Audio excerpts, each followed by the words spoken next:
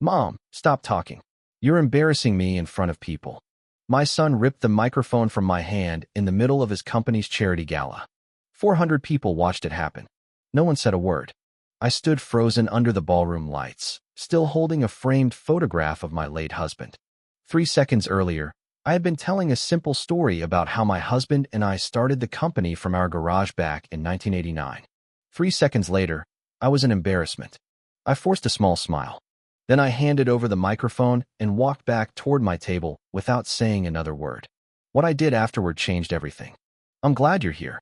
Follow my story until the end, and let me know where you're watching from. Sometimes the people who hurt us most are the ones we once loved most. The ballroom of the Drake Hotel glittered with crystal chandeliers and polished silver. Every table was covered with white roses and gold candles. Large screens displayed photographs from the company's history, or at least part of its history. My son, Jason Whitmore, stood proudly near the stage greeting investors and executives. At 42, he looked every inch the successful CEO. Tailored tuxedo, perfect smile, confident handshake. The guests loved him. They had no idea who I was. That realization had started bothering me long before the microphone incident. As I sat at table 23, tucked near the back of the room, I watched people walk past me without recognition. Some glanced at my name card. Most didn't. A young woman seated beside me leaned over and smiled politely. Are you with Jason's family? With Jason's family. Not the founder's family. Not the woman who mortgaged her home to keep the company alive during its first recession. Just Jason's family. Yes, I replied quietly. I'm his mother. She nodded and returned to her conversation. The answer seemed sufficient. The strange feeling in my chest grew heavier. Across the ballroom, I noticed Vanessa, my daughter-in-law, speaking with several investors. She looked elegant in a black designer gown. Every few moments, she glanced toward my table. Not warmly, not proudly, more like she was checking whether I was staying where I belonged. In the corner, out of sight, out of the story, the evening continued. Awards were presented. Speeches were delivered. Videos celebrated the company's incredible journey. I watched every second carefully, and something felt wrong. Very wrong. Photo after photo flashed across the giant screens. Corporate milestones, new offices, major contracts, ribbon-cutting ceremonies. But not a single photograph showed the early years. Not one image of the tiny garage where my husband Robert and I spent countless nights assembling products by hand. Not one image of the little house we nearly lost. Not one image of me. I told myself I was imagining things. Maybe they simply didn't have the old photographs available. Maybe it was an oversight. Maybe. But deep down, another thought had already begun to form. What if it wasn't an accident? The gala host eventually announced a segment honoring the visionaries who built Whitmore Technologies. The audience applauded. A large image of Jason appeared behind the stage. Then another. And another. The title on the screen read, Founder and Visionary, Jason Whitmore. My stomach tightened. Founder? Jason was 12 years old when the company started. I stared at the screen, certain I had read it incorrectly. The title remained. Founder. Visionary. The applause grew louder. I looked around the room. Nobody seemed confused. Nobody questioned it.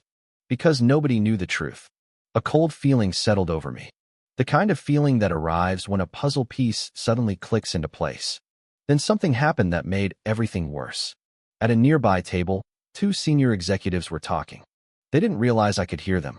One nodded toward the stage. Jason built an incredible company. The other laughed. Self-made success story. Self-made. I lowered my eyes to my lap. For a moment, I couldn't breathe. 40 years of sacrifice. 40 years of struggle. Reduced to silence. Then the host invited family members to share memories. Before I could reconsider, I stood. I carried Robert's photograph toward the stage. I only wanted to tell one story. One small story. A story about my husband. A story about where everything truly began. But the moment I started speaking, Jason's smile disappeared. And then came the words I will never forget. Mom, stop talking. You're embarrassing me in front of people. The ballroom went silent. The microphone disappeared from my hand. And as I walked back toward my table, I noticed something strange. An older man sitting near the front row wasn't looking at Jason. He was looking at me. Very carefully. As if he knew something everyone else didn't. as if he had been waiting for this moment. And when our eyes met, he slowly shook his head. Then he whispered 5 words that changed the course of the entire night. He has no idea. I didn't leave immediately. That was the strange part. Most people probably imagine I stormed out of the ballroom in tears. I didn't. I simply sat down. Quietly. The same way I had sat through countless disappointments over the years. The applause resumed only seconds after Jason took the microphone from me. The audience quickly returned their attention to the stage. The investors laughed. The executives smiled. The waiters continued serving dinner. Life moved on, as if nothing had happened. As if a 71-year-old woman hadn't just been publicly humiliated by her own son. I looked down at the framed photograph still resting in my lap. Robert smiled back at me from behind the glass. The picture had been taken in 1991, back when everything was still small. Back when we spent 16-hour days building a dream together. Back when success wasn't measured by stock prices and media interviews. Back when family meant something. A server approached my table. "Would you like coffee, ma'am?" I almost laughed. The world has a strange way of continuing even when your heart is breaking. "Yes," I said softly. The young man poured my coffee and moved on. I wrapped both hands around the cup, mostly because I needed something steady to hold. Across the room, Jason was delivering another speech.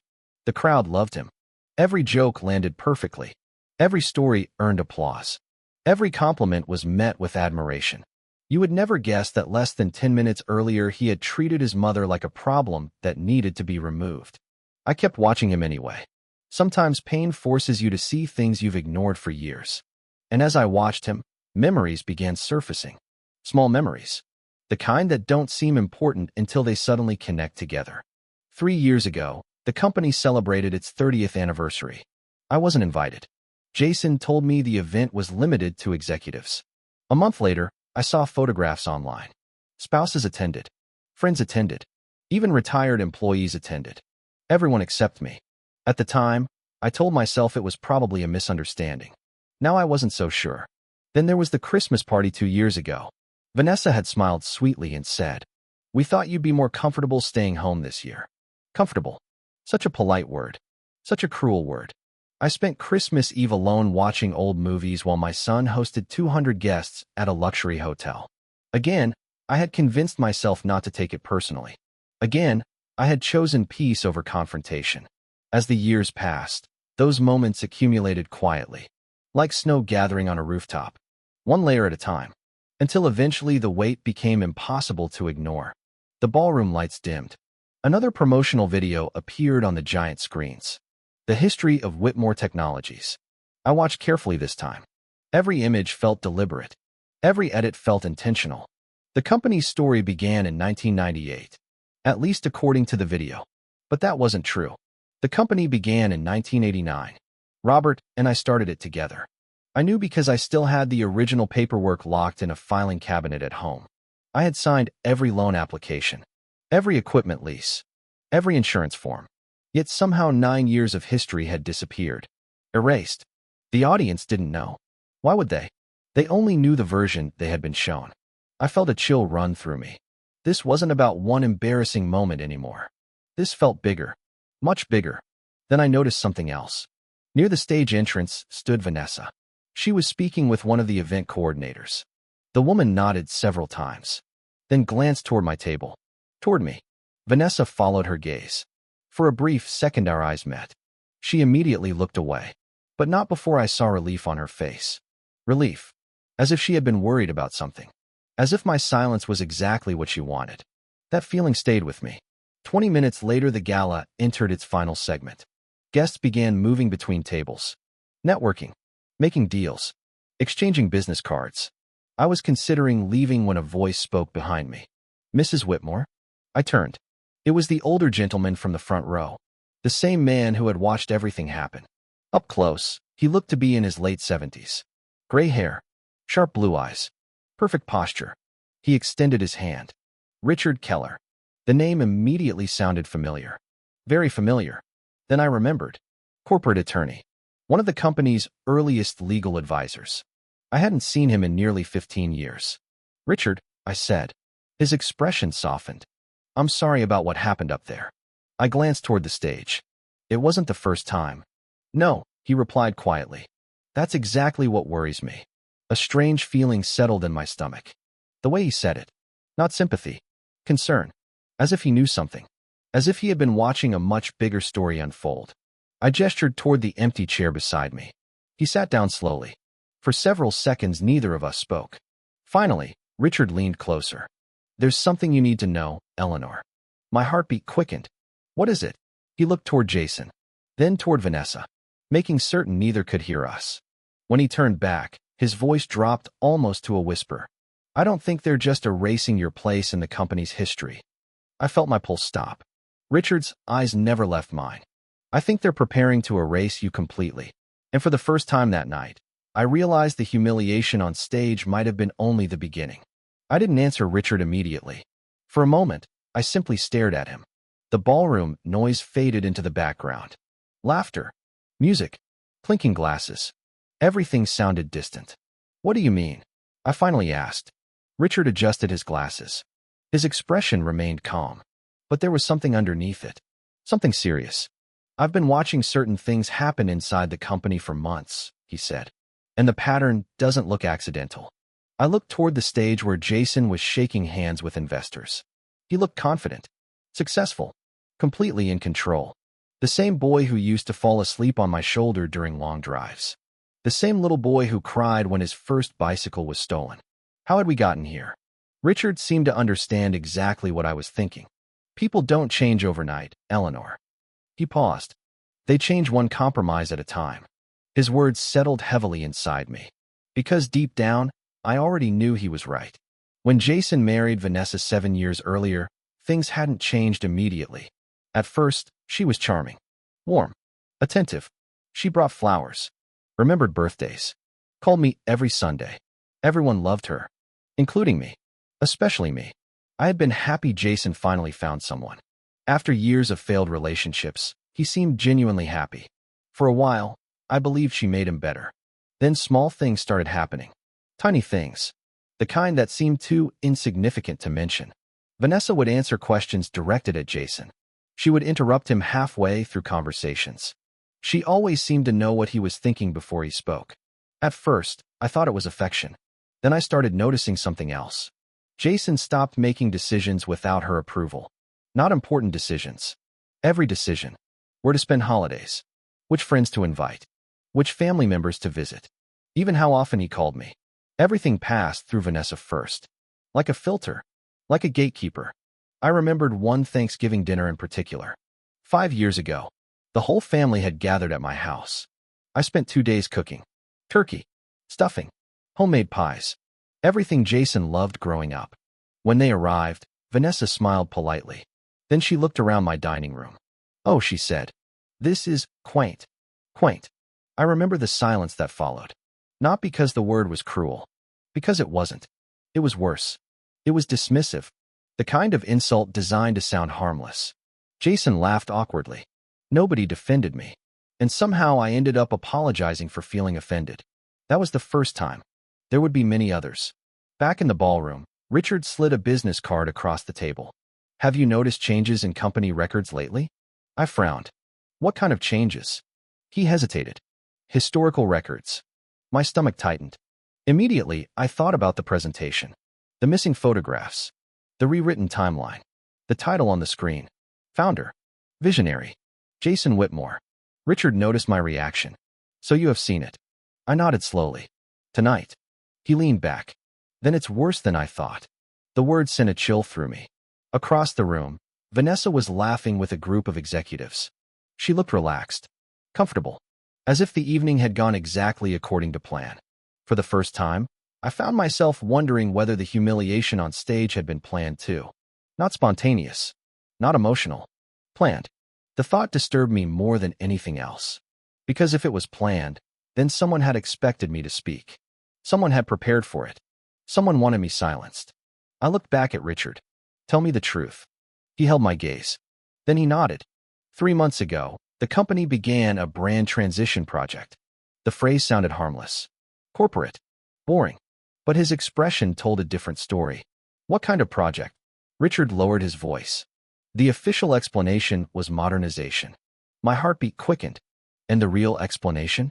He glanced around the ballroom, making certain nobody was listening. Then he spoke. Certain people believed the company's history needed to be simplified. Simplified. Another harmless word. Another dangerous word. I already knew what it meant. Remove complications. Remove details. Remove inconvenient facts. Remove people. I swallowed hard. Who suggested it? Richard didn't answer immediately. That silence was answer enough. Vanessa. Of course it was Vanessa. Suddenly, dozens of moments from the past few years began connecting together. Family photographs where I had been cropped out. Company newsletters that stopped mentioning Robert. Anniversary celebrations where my invitation arrived late. Sometimes not at all. Little things. Always little things. Until they weren't little anymore. I stared down at Robert's photograph resting beside my coffee cup. The frame suddenly felt heavier. As if it contained more than a memory. As if it contained proof. Proof that someone was trying to erase an entire chapter of history. Richard followed my gaze. Then he quietly said something that made my blood run cold. There used to be a portrait of you in the executive lobby. I looked up. Used to be. What happened to it? His jaw tightened. It was removed last month. For several seconds I couldn't speak. That portrait had hung there for almost 20 years. Employees walked past it every day. Visitors saw it. Investors saw it. It wasn't decoration. It was part of the company's story. My story. What replaced it? I finally asked. Richard looked toward the stage. Toward my son. Then he answered. A larger portrait of Jason. I felt something break inside me. Not loudly. Not dramatically. Quietly. The way old glass cracks under pressure. Then Richard reached into his briefcase. Slowly. Carefully. And removed a thin manila envelope. He placed it on the table between us. I stared at it. What's inside? Richard's expression became unreadable. Evidence. My pulse quickened. Evidence of what? He slid the envelope closer. Then he said the last thing I expected to hear. Eleanor, someone inside the company ordered every reference to the original founder removed. I froze. Because according to the official records, the original founder was me. I stared at the envelope for several seconds. The ballroom around me continued buzzing with conversation. People laughed. Servers cleared plates. Music drifted softly through the room. Nobody noticed the world had just shifted beneath my feet. According to the official company records, I no longer existed. Not as a founder. Not as a builder. Not as part of the story. Just an elderly woman sitting alone at table 23. Richard remained silent. He seemed to understand that I needed a moment. Carefully, I opened the envelope. Inside were several documents. Photocopies. Internal memos. Email printouts. Corporate reports. Nothing dramatic at first glance. But the more I read, the colder I felt. The first document listed assets displayed throughout company headquarters. Executive portraits. Historical exhibits. Founding memorabilia. Next to each item was a status update. Retained. Relocated. Archived. Removed. I immediately found my name. Eleanor Whitmore portrait. Status, removed. Historical founder display. Status, archived. Founder biography exhibit. Status, discontinued. I read the page twice. Then a third time. The words never changed. Someone had approved all of this. Someone had signed the paperwork. I turned to the final page. At the bottom was an authorization signature. Vanessa Whitmore. I closed my eyes. Not because I was shocked. Because I wasn't. Not anymore. The shock had already happened. What remained was clarity. The kind that arrives when 100 unanswered questions suddenly receive the same answer. Richard watched my reaction carefully. I thought you should know. I nodded. How long? His expression darkened. Almost 3 months. 3 months. For 3 months, they had been dismantling pieces of the company's history. And nobody told me. I thought about Robert. My husband had spent 30 years building Whitmore Technologies. He worked weekends. Missed vacations. Mortgaged our home twice. Not because he loved money. Because he believed he was building something for future generations. For family. The irony almost made me laugh. Family. The very thing destroying it now. Across the ballroom, Jason was standing near a group of investors. Smiling. Shaking hands. Looking successful. Looking respected. Looking like the sole architect of everything Robert and I sacrificed to create. The sight hurt more than I expected. Because this wasn't only Vanessa anymore. Jason knew. He had to know. A portrait doesn't disappear by accident. An entire company history doesn't rewrite itself. My son knew, and he allowed it. That realization settled deeper than anything else. Richard broke the silence. There may be something else. I looked up. What? He hesitated. For the first time all evening, he seemed uncertain, as though he was deciding how much to reveal. Finally, he reached into the envelope again. This time he removed a photograph. I recognized the executive lobby immediately. Marble floors, glass walls, company logo, the place where employees and visitors entered every day. The photograph had been taken 6 months earlier. My portrait still hung there, centered beside Robert's, exactly where it belonged. Richard handed me another photograph, a more recent one. My portrait was gone. Robert's portrait remained, but even that had changed. The plaque beneath it had been replaced. I leaned closer. My heart skipped a beat. The new plaque read, Robert Whitmore, early investor. I blinked, then read it again. Early investor, not co-founder, not creator, investor. They had rewritten Robert's role too, not just mine, his. The room suddenly felt smaller, hotter. For a moment I couldn't breathe. An investor, as if he had simply written a check and walked away. As if the decades of sacrifice had never happened. As if our entire life together had been reduced to a footnote. Richard lowered his voice. That's when I became concerned. Concerned. I understood why. This wasn't branding anymore. This wasn't modernization. This was replacement. Someone wasn't updating history. Someone was manufacturing a new one. And in that new version, Jason stood alone at the center. The founder. The visionary. The hero. Everyone else had been pushed aside. Even his own parents. I stared across the ballroom again. Jason was laughing at something one of the investors said. Vanessa stood beside him. Perfect smile. Perfect posture. Perfect image. For the first time, I stopped seeing them as family and started seeing them as partners. Partners in something I still didn't fully understand. What happens next? I asked. Richard looked directly at me. That depends on how much you're willing to uncover. The answer surprised me, because until that moment, I hadn't been thinking about uncovering anything. I had been thinking about survival, about dignity, about making it through the evening. But now something else had awakened. Not anger, not revenge, something quieter. The need for truth. No matter where it led. I slipped the documents back into the envelope, then carefully placed Robert's photograph beside them. For years I had ignored small warning signs, excused uncomfortable moments, accepted disrespect to keep peace inside the family. Tonight that changed. Not because I wanted to fight, because the fight had already begun. I simply hadn't realized it. The ballroom lights brightened as the gala entered its closing segment. Guests began standing, preparing to leave. Across the room, Jason finally noticed me speaking with Richard. For the first time that evening, his smile disappeared. Only for a second, but I saw it. A flash of concern, a flash of recognition, and something else. Fear. He immediately started walking toward our table. Fast. Too fast. Richard noticed it too. His expression hardened. Then he quietly leaned toward me. Eleanor. I turned to him. Before Jason could reach us, Richard spoke 7 words that made my blood run cold. There's a reason they're hiding the records. I felt my pulse quicken. What reason? Richard looked directly at my son approaching across the ballroom. Then he answered. Because the records don't stop with history. He paused. They lead to something happening right now. Because the records don't stop with history. They lead to something happening right now. Those were the last words Richard spoke before Jason reached our table. My son slowed his pace the moment he arrived. His smile returned. Not naturally. Carefully. The way people smile when they realize someone has seen something they weren't supposed to see. Mom. His voice sounded warm enough for anyone watching.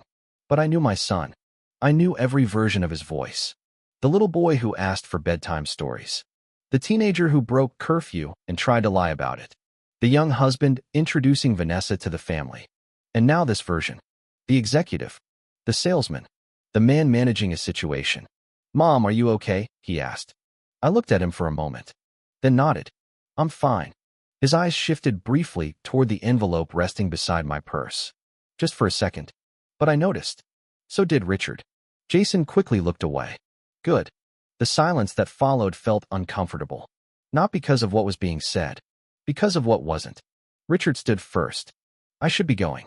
Jason forced a smile. Richard, good seeing you. The two men shook hands. The handshake lasted less than 2 seconds. Neither man trusted the other. That much was obvious. After Richard walked away, Jason sat down across from me. For the first time all evening, we were alone. Mother and son. At least physically. Emotionally, there seemed to be an ocean between us. You shouldn't listen to Richard, Jason said. There it was. Not hello. Not an apology. Not even an explanation for what happened on stage. Straight to Richard. Straight to damage control. I folded my hands calmly. Why not? Jason glanced around before answering. He's bitter. Bitter about what? He left the company years ago. Interesting. Not retired. Not moved on. Not respected. Bitter. A very specific word. The kind people use when they need to discredit someone without discussing facts. I remained silent. Jason continued. He likes creating problems. I thought about the documents inside the envelope. The removed portraits. The altered records. The rewritten company history. Those didn't look like problems Richard created. They looked like problems Richard discovered. My son leaned closer. Mom, companies evolve. I waited. Brands evolve. Another pause. Sometimes old things need updating. There it was. The same language Richard had described. Modernization. Updating. Simplifying. All those harmless corporate words. Words designed to hide ugly actions. I studied my son's face. Did you remove my portrait? His expression froze. Only for a moment. But it was enough. Then he recovered. It wasn't personal. Not personal. I almost laughed. Removing your mother's entire contribution from company history wasn't personal. Apparently. I didn't ask if it was personal, I said quietly. I asked if you did it. Jason looked away. Toward the ballroom. Toward the investors. Toward anywhere except me. That was answer enough. The silence stretched between us. Finally he stood. We'll talk later. No, we wouldn't. Because for the first time, I realized something important. Jason wasn't trying to explain. He was trying to contain. Contain information. Contain questions. Contain me. The realization settled heavily in my chest. After he left, I remained seated for another 20 minutes. The gala slowly ended. Guests began leaving. Luxury cars lined up outside. Investors exchanged final handshakes. Employees collected decorations. Eventually, I gathered my things and headed toward the exit. The Chicago night air felt colder than expected. I had just reached my car when my phone rang. Unknown number. I almost ignored it. Almost. Hello. The voice on the other end sounded nervous. Very nervous. Mrs. Whitmore? Yes. My name is Emily. A pause. I work at headquarters. I immediately stopped walking. What is this regarding? More hesitation. Then a deep breath. I shouldn't be calling you. The words sent a warning through my mind. People only say that when they're about to reveal something dangerous. I leaned against my car door. What happened? Emily lowered her voice. There's something you need to see. My pulse quickened. What is it? Another pause. Longer this time. As if she was deciding whether to continue. Finally she spoke. The founder archives. I frowned. What about them? They're being removed. Removed. The word landed like a stone. I thought about the portraits. The displays. The plaques. The timeline. Everything Richard had shown me. But Emily wasn't finished. That's not the worst part. A cold feeling spread through my stomach. I looked across the parking lot. The gala lights glowed behind me. Inside, Jason was probably still celebrating. Still smiling. Still shaking hands. Completely unaware of this conversation. What do you mean? I asked. Emily's voice dropped almost to a whisper. I found a document this morning. My grip tightened around the phone. What document? For several seconds, all I heard was her breathing. Then she finally answered. And the words nearly stopped my heart. A proposal to transfer founder voting rights. I froze. Founder voting rights. Those rights belong to me. Or at least they were supposed to. Emily continued. The document says the transfer has already been approved. My heart started pounding. Approved by who? Silence. Then one final sentence. The sentence that changed everything. The signature at the bottom has your name on it. But I had never signed anything. I didn't sleep that night. Not because I was afraid. Because my mind refused to stop connecting the pieces. The altered company history. The missing portraits. The erased founder records. The proposal carrying my name. A signature I had never written. By 3 in the morning, I was sitting alone in my kitchen. A cup of coffee had gone cold beside me. The envelope Richard gave me lay open across the table. For years, I had ignored warning signs. Not anymore. If someone had forged my signature, then this was no longer about hurt feelings. It was no longer about family conflict. It was something much bigger. Something deliberate. Something planned. As the sun began rising over Chicago, I made 2 phone calls. The first was to Richard. The second was to Emily. By noon, the 3 of us were sitting inside a small conference room at Richard's law office. No executives. No investors. No family. Just facts. Emily looked younger than I expected. Maybe 28. Nervous. Exhausted. The kind of person who hadn't intended to become part of a crisis. She placed a folder on the table. My access was revoked this morning. Richard and I exchanged a glance. Revoked? I asked. Emily nodded. They locked me out of several company systems. That happened fast. Too fast. Almost as if someone knew she had spoken to me. Richard opened the folder. Inside were copies of internal documents. Meeting notes. Authorization forms. Email chains. Most of it looked ordinary. Then we found the proposal. Founder voting rights transfer. There it was. My name. My signature. My authorization. All perfectly presented. All completely false. I stared at the page. The signature looked convincing. At least from a distance. But it wasn't mine. Not even close. My real signature always curved slightly upward. This one didn't. Whoever created it copied the shape. Not the habit. Richard studied it carefully.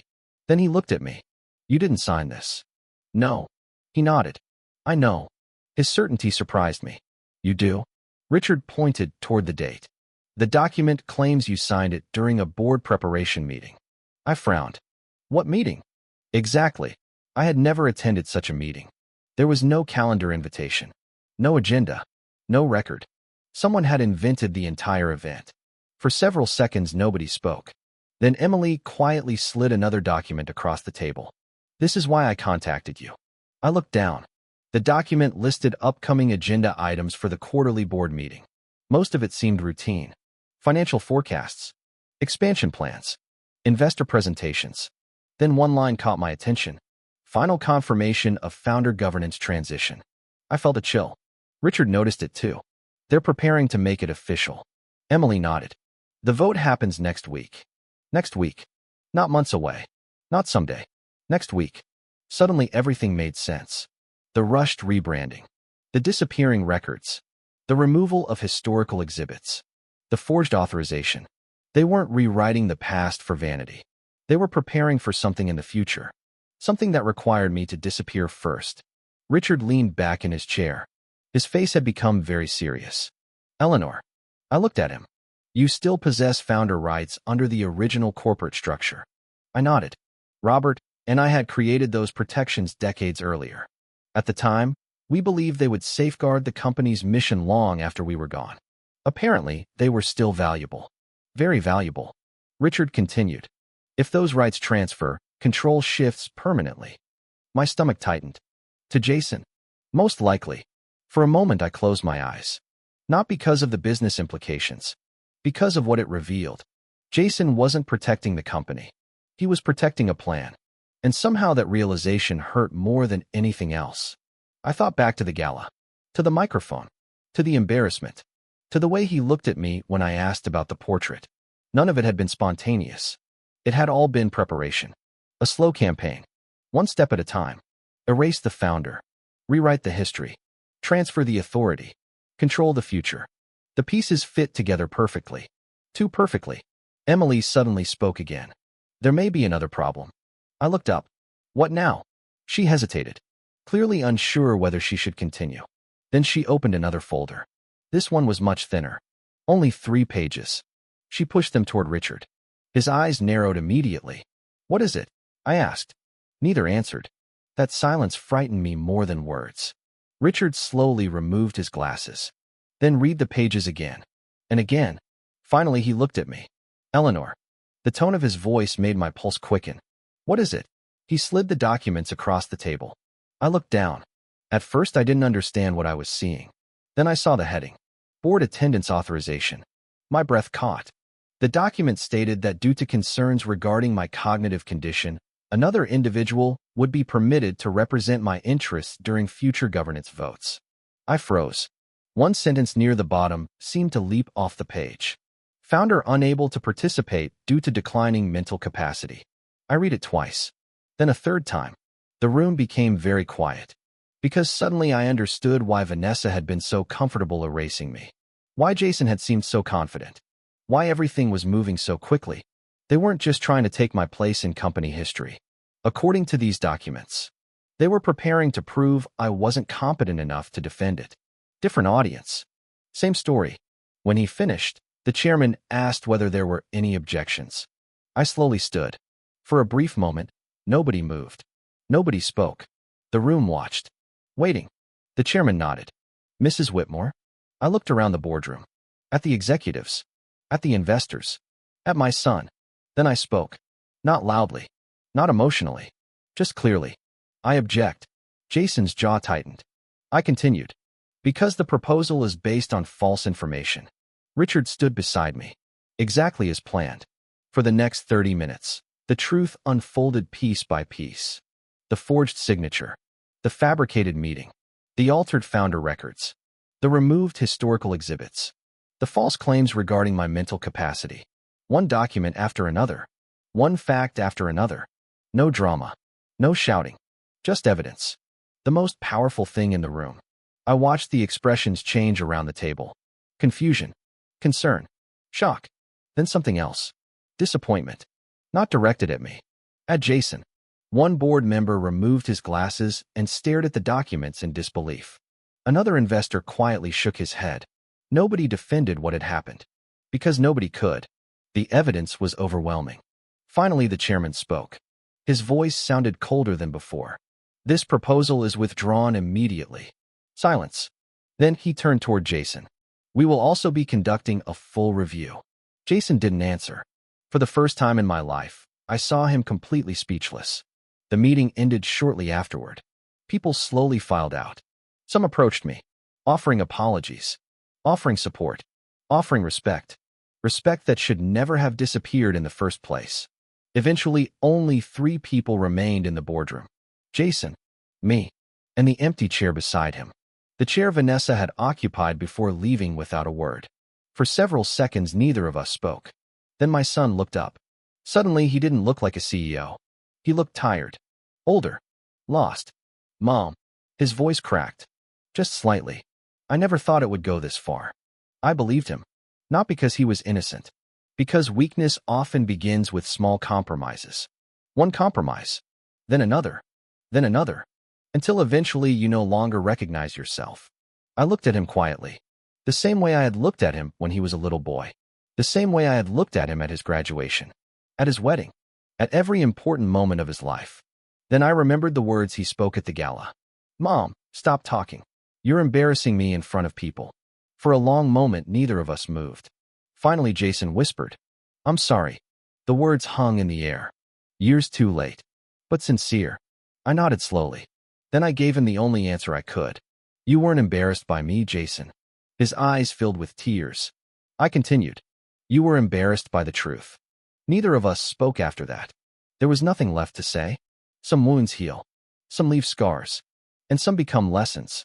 As I walked out of the building that afternoon, I stopped briefly in the executive lobby. Workers were already reinstalling the original founder display. My portrait stood beside Robert's once again. Exactly where it belonged. For the first time in a very long time, I smiled. Not because I had won. Because the truth had survived. And sometimes, that's the most important victory of all. Thank you for staying with me until the end of this story. If this story touched your heart, please take a moment to subscribe to the channel. It truly helps us continue sharing meaningful stories like this one. And before you go, tell me in the comments.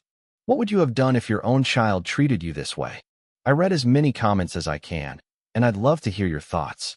Don't forget to like, subscribe, and turn on notifications so you won't miss the next story. Until next time, take care of yourselves, and never underestimate the value of your own story.